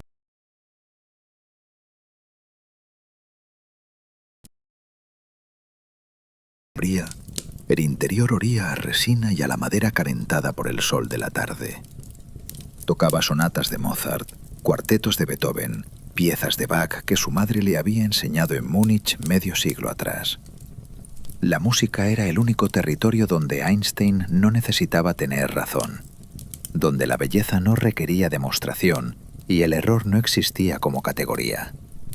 Las notas salían del violín y se mezclaban con el silencio de la calle Mercer, y los vecinos que pasaban por la acera a veces se detenían un momento, sin saber que el sonido que escuchaban era la oración de un hombre que había perdido la fe en todo excepto en la armonía.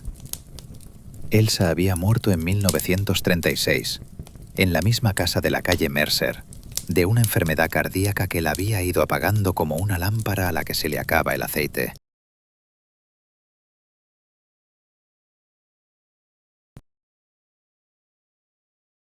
Una ternura torpe, de hombre que no sabe consolar pero que se queda, que no se va, que sostiene la mano y no sabe qué decir, pero la sostiene. Después de Elsa, la casa quedó en manos de 3 mujeres. Helen Dukas, la secretaria fiel que llevaba sus asuntos desde 1928. Margot Einstein, la hijastra silenciosa que pintaba acuarelas en su cuarto del segundo piso, y Maja Einstein-Winteler, la hermana de Albert, que llegó a Princeton en 1939 huyendo de la Italia fascista. Maja, la hermana pequeña, la confidente de la infancia, la única persona ante quien Albert no necesitaba ser Einstein. Maja sufrió un derrame cerebral en 1946 que la dejó paralizada y sin habla.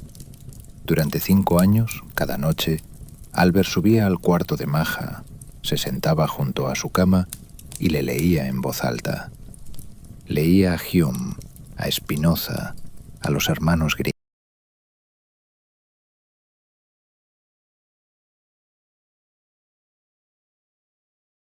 De la voz, y que la voz es suficiente. La habitación olía a medicamentos, a sábanas limpias y a esa fragancia indefinible que tienen los cuartos donde alguien está muriendo despacio.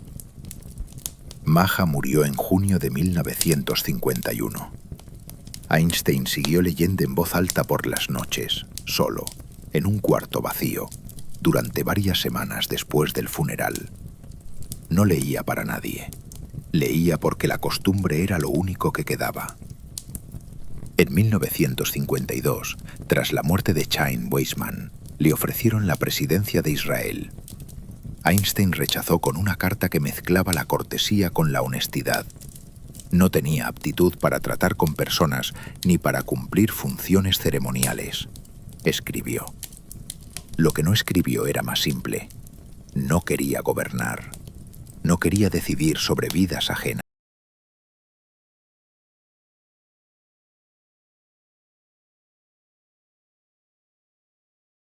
La motivación le pesaba en los huesos como un metal que se acumula y no se excreta. Su cuerpo envejecía con la indiferencia de quien nunca le ha prestado mucha atención, Comía poco: sopa, pasta, fruta. Dormía mal. El aneurisma de la aorta abdominal había sido diagnosticado en 1948, operado parcialmente y dejado en observación. El cirujano, Rudolf Nissen, le había advertido que la aorta podía romperse en cualquier momento. Einstein asintió como si le hubieran dado el pronóstico del tiempo. Siguió caminando al instituto, siguió llenando pizarras con ecuaciones que no llevaban a ninguna parte. Siguió tocando el violín por las noches mientras la aorta latía dentro de él con la paciencia de una bomba de relojería que no tiene prisa.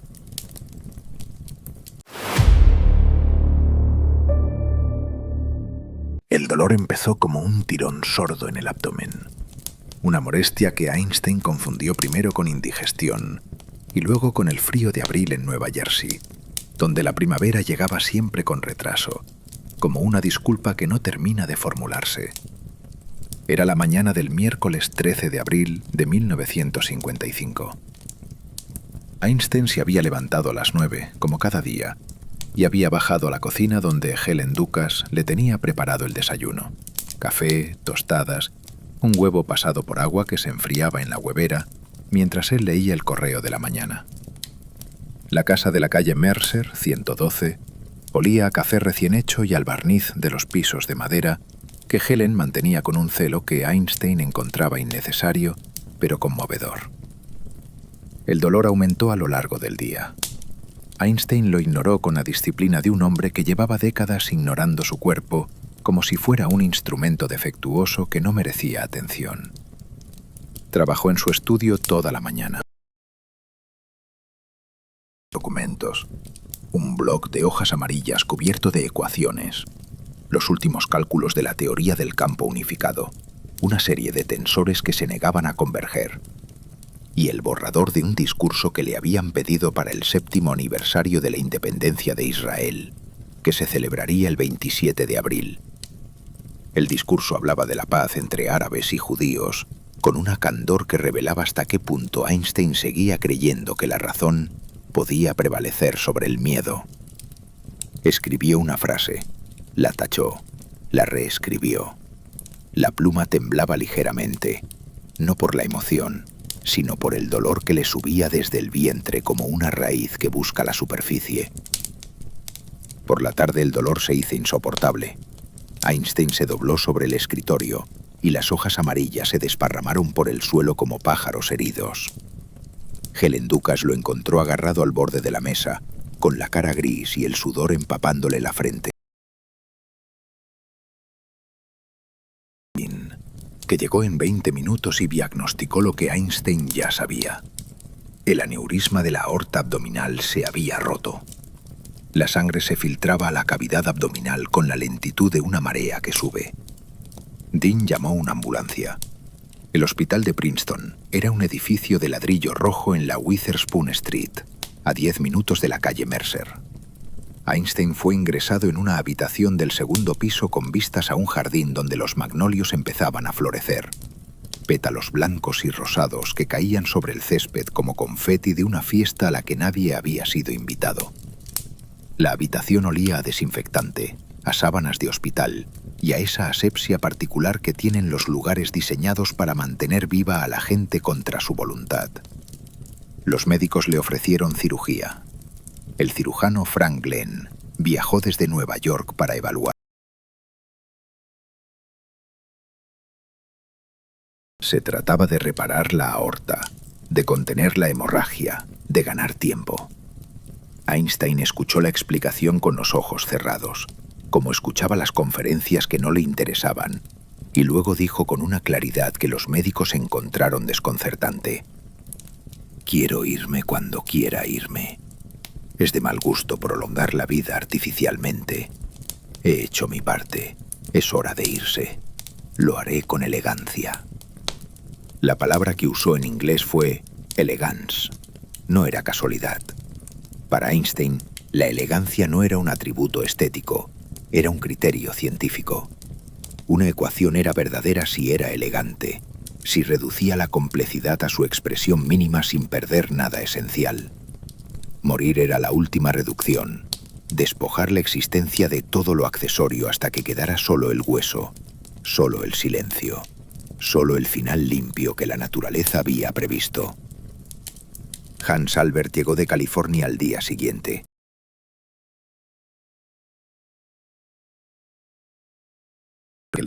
Y llevaba 37 años construyendo un muro entre él y su padre. El muro se había agrietado ocasionalmente.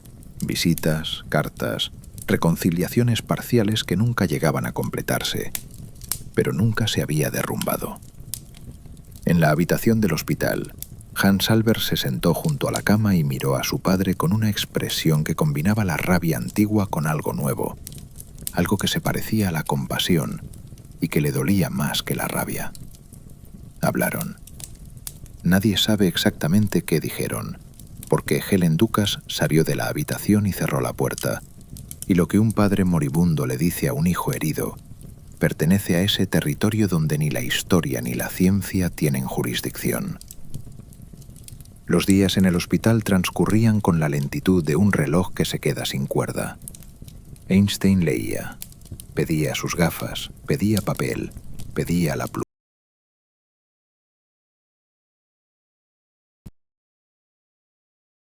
Con el bloc amarillo apoyado en las rodillas y la luz fluorescente del techo cayendo sobre las hojas como una parodia del sol. Las enfermeras lo observaban con una mezcla de admiración y perplejidad. Un hombre que se moría y que seguía calculando, como si la respuesta a la última pregunta pudiera llegar en las últimas horas. El embajador de Israel, Abba Eban, llamó por teléfono para preguntar si Einstein podría grabar el discurso desde el hospital. Einstein intentó dictar algunas frases, pero el dolor lo interrumpía y las palabras se deshilachaban como un tejido que se deshace. El discurso quedó inacabado. Las últimas líneas legibles hablaban de la amenaza nuclear, de la necesidad de un gobierno mundial, de la responsabilidad de los científicos. Las mismas ideas que llevaba una década repitiendo, las mismas ideas que nadie escuchaba. La noche del 17 de abril fue tranquila.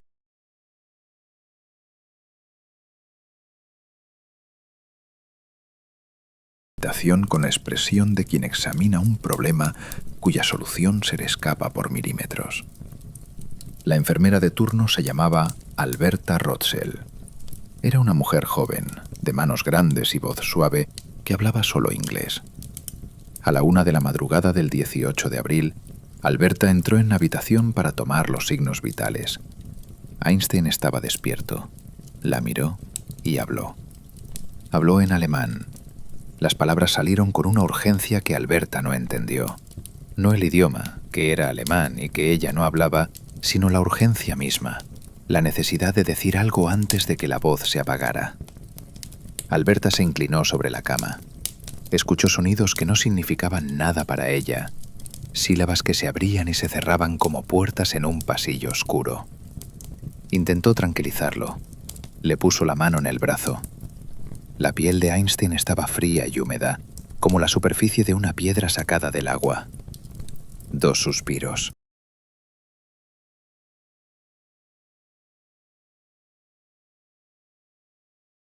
No nada.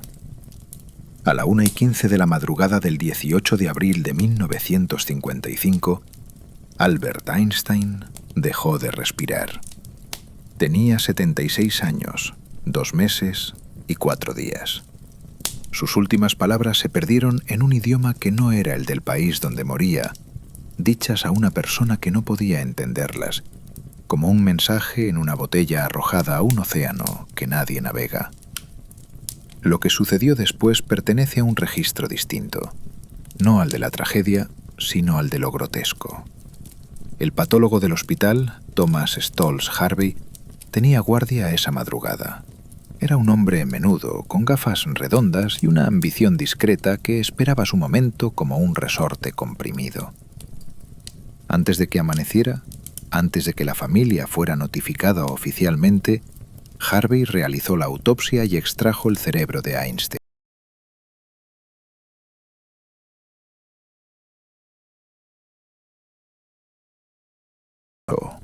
1.230 gramos. ligeramente por debajo de la media, y lo sumergió en un frasco de formaldehído. No tenía permiso. Hans Albert se enteró después y, tras una negociación confusa, dio un consentimiento retroactivo con la condición de que el cerebro se usara exclusivamente para investigación científica. Pero Harvey no era un investigador. Era un patólogo de hospital con una reliquia en las manos y sin plan para utilizarla. El cuerpo de Einstein fue cremado esa misma tarde en el crematorio de Ewing, en Trenton, a 30 kilómetros de Princeton. No hubo ceremonia pública. Einstein lo había pedido expresamente. Otto Nathan, su albacea, y un puñado de amigos íntimos asistieron a una despedida breve. Las cenizas fueron esparcidas en un lugar que Nathan se negó a revelar. Quería evitar que su tumba se convirtiera en un santuario, explicó después.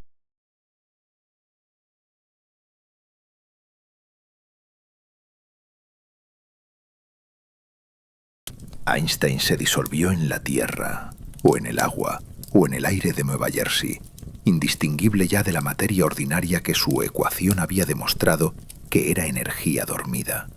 Pero su cerebro no estaba con él. Su cerebro flotaba en un frasco, en un armario del hospital de Princeton, custodiado por un hombre que no sabía qué hacer con la posesión más extraña del siglo XX.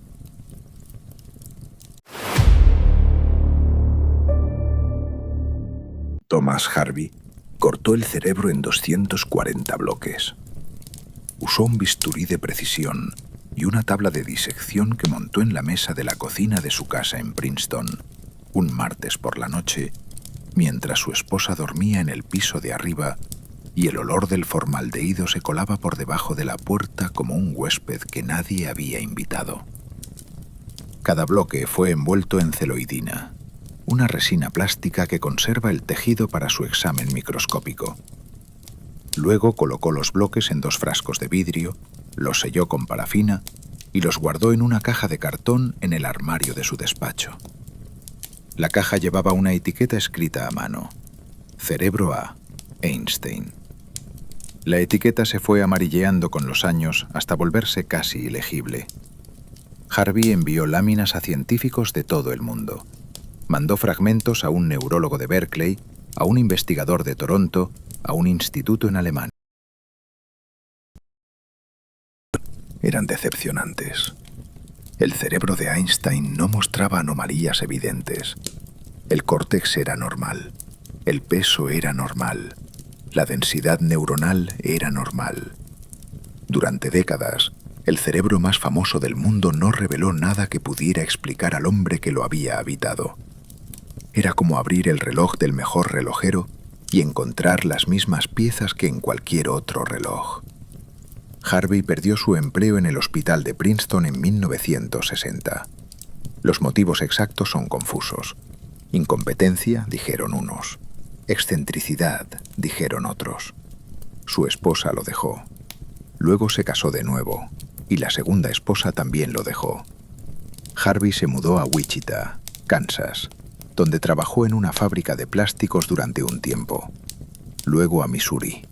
Luego a New Jersey de nuevo, pero no a Princeton. A Plainsboro, un pueblo sin historia ni pretensiones. En cada mudanza el cerebro viajaba con él. Dentro del maletero de un Buick Skylark de color verde oliva, que Harvey conducía por las carreteras secundarias de América como un peregrino que carga una reliquia cuyo significado ha olvidado. En 1978, un periodista del New Jersey Monthly, llamado Stephen Levy, rastreó a Harvey hasta su apartamento en Wichita y le pidió ver el cerebro. Harvey accedió.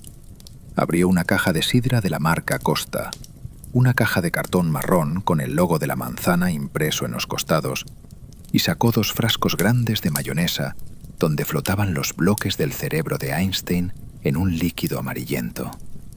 El olor era dulzón y químico, como el de un laboratorio de secundaria. Levy tomó fotografías. La historia se publicó y causó una breve conmoción mediática que se apagó tan rápido como había encendido, porque el mundo tenía otras cosas de las que ocuparse y un cerebro en frascos de mayonesa era una curiosidad, no una noticia.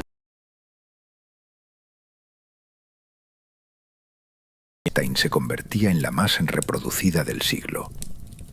La fotografía la tomó Arthur Sasse el 14 de marzo de 1951, el día del 72º cumpleaños de Einstein, a la salida de un evento en el club de la Universidad de Princeton. Sasse le pidió una sonrisa. Einstein, cansado de fotógrafos, sacó la lengua. El disparo capturó algo que trascendía la broma. Los ojos entrecerrados, el pelo blanco volando como una corona de humo, la lengua fuera como un gesto de desafío o de rendición, y en conjunto, la imagen perfecta del genio loco, inofensivo, adorable, que el mundo necesitaba para olvidar que detrás de esa cara había un hombre que lloraba en silencio por un hijo al que nunca visitó.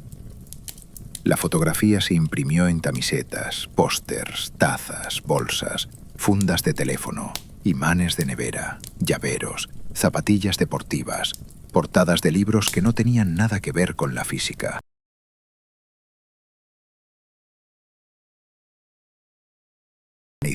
Y luego por la Universidad Hebrea de Jerusalén, generaban millones de dólares anuales. El rostro de Einstein era un producto. La ecuación E igual a mc² era un logotipo. La sabiduría del genio se reducía a citas apócrifas en redes sociales. La locura es hacer lo mismo una y otra vez, esperando resultados distintos. Una frase que Einstein nunca dijo, pero que el mundo le atribuía con la seguridad de quien no necesita fuentes cuando tiene una buena historia. Detrás del logotipo, la realidad era más silenciosa y más oscura. Mileva Maric murió el 4 de agosto de 1948 en el Hospital Cantonal de Zúrich. Tenía 72 años. Los últimos años los pasó sola en un apartamento de la Huttenstrasse que había comprado con el dinero del Nobel, cuidando a Eduard cuando podía, ingresándolo en el Burghölzli cuando no podía más.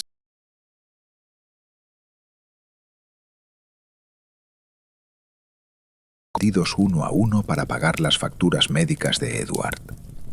Mileva murió sin dinero, sin reconocimiento, sin que nadie recordara que había sido la compañera intelectual del hombre más famoso del mundo.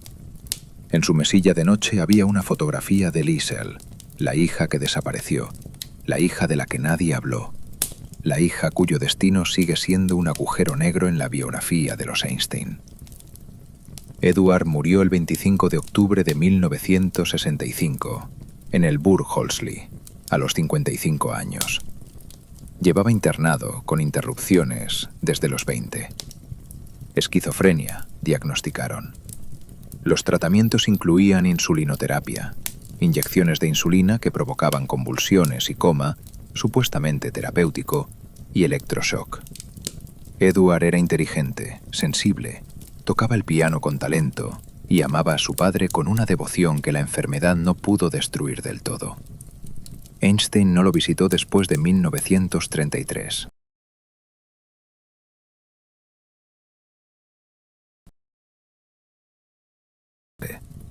Eduard murió solo, olvidado por todos excepto por los enfermeros que cambiaban sus sábanas y le daban la medicación puntual. No hubo obituario, no hubo ceremonia, no hubo ningún titular que dijera «Muere el hijo de Einstein en un hospital psiquiátrico». Hans Albert sobrevivió a todos.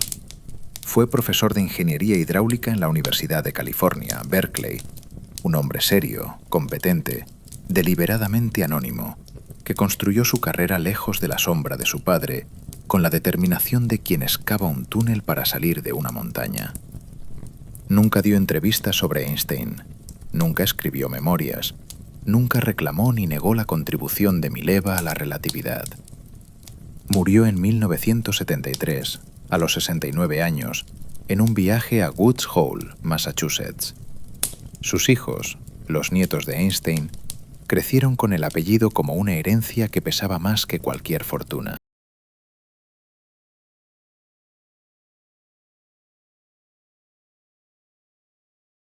Que afirmaba haber encontrado una proporción inusualmente alta de células gliales en una región del cerebro de Einstein. El estudio fue criticado, revisado, parcialmente refutado. En 1999, Sandra Whittelson reportó que los lóbulos parietales inferiores de Einstein eran un 15% más anchos que el promedio y que la cisura de Silvio estaba parcialmente ausente, lo que podría haber permitido una mayor conectividad neuronal. Los hallazgos eran interesantes pero inconcluyentes. El cerebro de un genio no viene con instrucciones de lectura.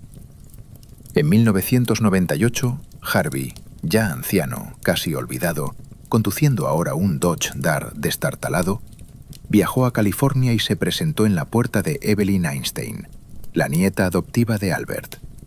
Le llevaba un regalo, un trozo del cerebro de su abuelo en un frasco.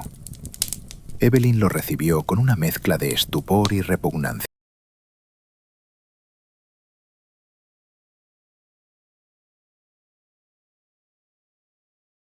De una familia disfuncional cuya disfunción había alcanzado proporciones cósmicas. Harvey murió en 2007, a los 94 años. Antes de morir, devolvió lo que quedaba del cerebro al hospital de la Universidad de Pensilvania. Los bloques y las láminas se distribuyeron entre el Museo Mutter de Filadelfia, la Institución Smithsoniana y la Universidad Hebrea de Jerusalén. El cerebro de Einstein terminó donde terminan todas las reliquias, en vitrinas, detrás de cristal, iluminado por focos que le dan un brillo que nunca tuvo en vida. La calle Mercer, 112, en Princeton, es hoy una propiedad privada que no puede visitarse. No hay placa, no hay señalización, no hay nada que indique que allí vivió el hombre que dobló el espacio-tiempo.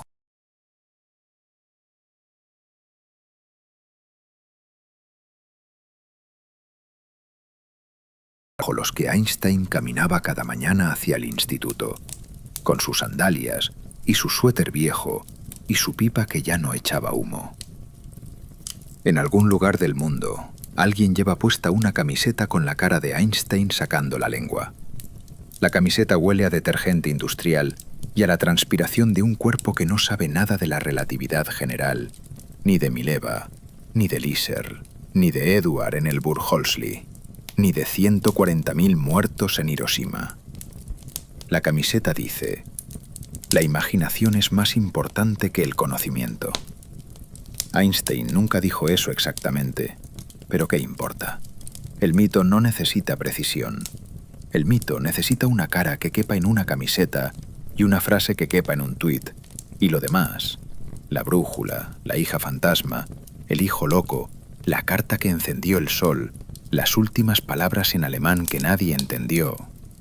Lo demás es silencio. La casa de la calle Mercer 112 sigue en pie. Los muros de madera blanca se han repintado varias veces y los árboles que Einstein veía desde la ventana de su estudio son ahora más altos, más gruesos, con raíces que han levantado las baldosas de la acera, formando una geografía de pequeñas cordilleras que los vecinos sortean sin pensar. En primavera, los magnolios del jardín florecen con la misma indiferencia con que florecían cuando él vivía, y los pétalos caen sobre el césped como fragmentos de una carta que nadie terminó de escribir. El mundo recuerda al genio. Recuerda el pelo blanco, la lengua fuera, la ecuación en la pizarra, la frase ingeniosa. No recuerda al hombre que temblaba ante una brújula a los 5 años, que cruzó los Alpes solo a los 15, que perdió una hija cuyo nombre apenas se atrevió a pronunciar. No recuerda al padre que no visitó a su hijo enfermo durante 22 años, porque el océano que los separaba era más estrecho que la culpa que lo paralizaba. Man, ve, Mir, te fueron la única oración que le quedó cuando el sol que su ecuación había encendido cayó sobre una ciudad de madera y papel. Hay algo en la condición humana que convierte a los muertos en símbolos y a los símbolos en mercancía. Einstein es hoy una marca registrada, un emoji de la inteligencia, un atajo visual para la palabra genio, que ahorra la molestia de explicar qué significa realmente ser uno. Pero ser genio no es una bendición. es una forma particular de soledad, la soledad de quien ve lo que otros no pueden ver y paga el precio de esa visión con todo lo que tiene: el amor, la familia, la paz y, al final, la certeza de que lo que vio no bastó para impedir lo peor. En algún laboratorio del mundo, un trozo del cerebro de Albert Einstein descansa bajo un microscopio que nadie enciende. Las neuronas están fijadas en parafina, teñidas con hematoxilina, inmóviles como estrellas muertas cuya luz ya se apagó. Nació la idea de que el tiempo se curva y la masa es energía dormida. Ahora son solo tejido preservado, materia inerte, indistinguible del silencio. La brújula apunta al norte. Siempre apunta al norte. Pero nadie pregunta hacia dónde apuntaba el hombre que la sostenía.